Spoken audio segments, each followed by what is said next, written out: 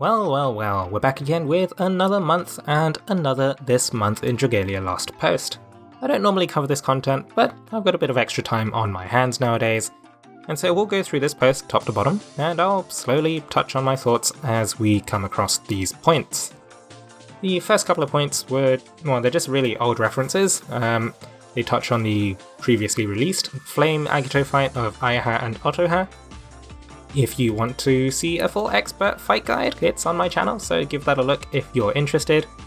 And they go on to talk about the Gala Dragalia showcase with the addition of Gala Katshi, the new Scourge of the Shadow Element. Shadow really didn't need a power boost, but, you know, Mr. Cygames has decided, yeah, we're gonna get one. Just briefly released some art of the second form of the boss in the Flame Agito fight, and they touch upon the Rhythmic Resolutions Facility event music. I don't know why that's, a point to bring up in a This Month post, but yeah. They mentioned that the artist was Sekihan, who, when I did a bit of research into, is like a previous cover artist of sorts.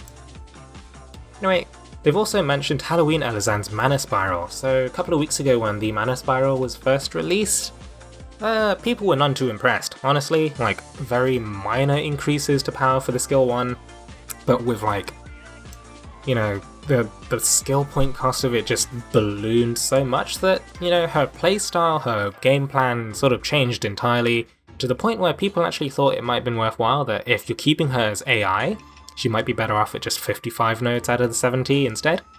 So, you know, people submitted a deluge of feedback, and it looks like Cygames is actually going to address it.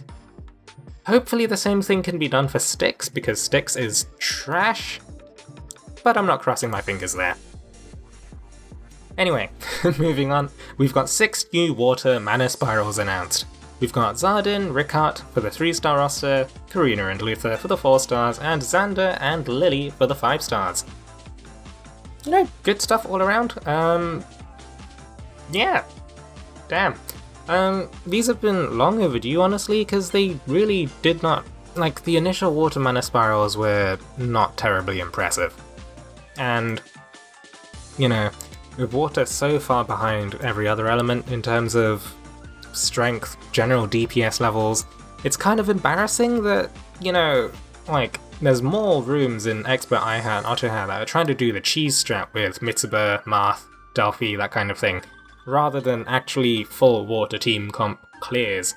So, you know, that doesn't bode well for, you know, gameplay in general if there's not any point in actually bringing water characters to water advantaged content.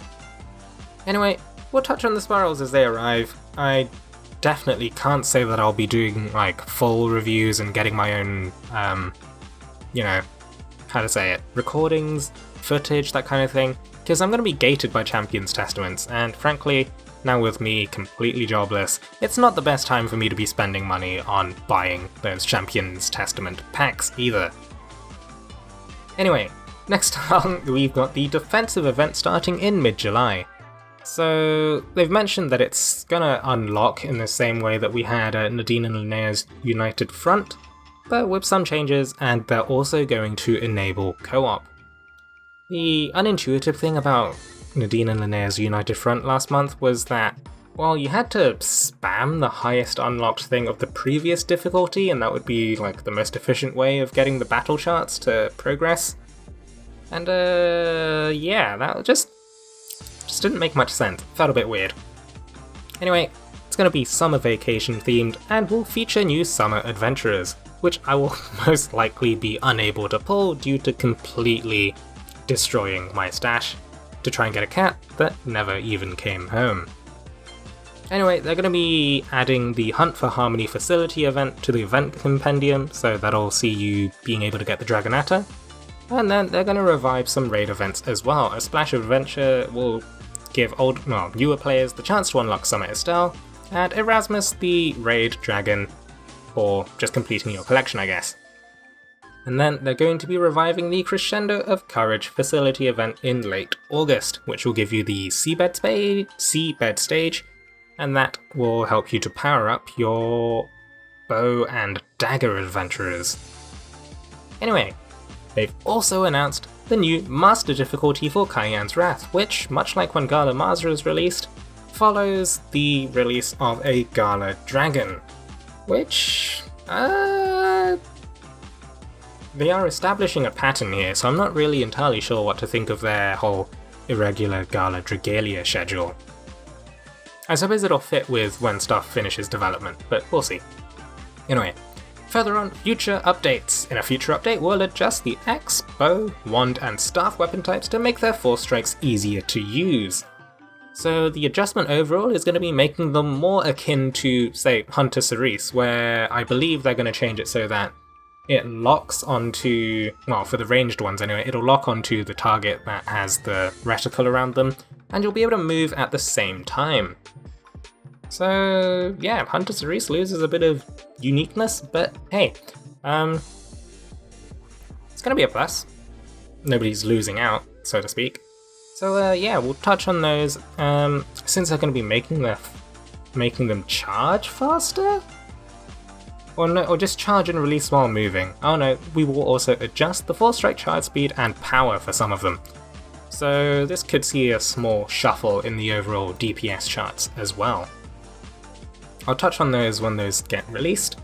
And then finally they have a release or a sneak peek of the Shadow Agito boss for the end of August. It's a dude with a lightsaber, guys. I don't suppose we're going to really be able to glean much about the mechanics of the fight from just a simple screenshot, but yeah, sure thing! Shadow Agito at the end of August, and that will complete the cycle, I guess. I guess we'll begin a cycle of releasing Master difficulty stuff, and then, from then on, you know, it's the end of the game? Maybe not, I hope not. But yeah, hopefully we see a new cycle of bosses or some refreshing, some overhaul of content. We'll see. Anyway, thank you guys very much for watching. In conclusion, you're gonna get 10 ashes, 3 vouchers, 3 sunlight ores. Not too bad. Hey, if you like this kind of content, consider subscribing, leaving a like. You know, leave comments down below if you're not too interested in me just reading a webpage at you guys and sharing my thoughts. Because there's not too much to be discussed here, like Water Spirals, Master Cayenne, and Force Strike changes are about the only thing that I think are too, like, particularly relevant. Re-releases of old events, you know, they happen as they come along. So, those aren't really huge deals to me, but, you know, your opinions may vary, because I'm a long-time player, and you might not be. That might be why you're watching this video right now.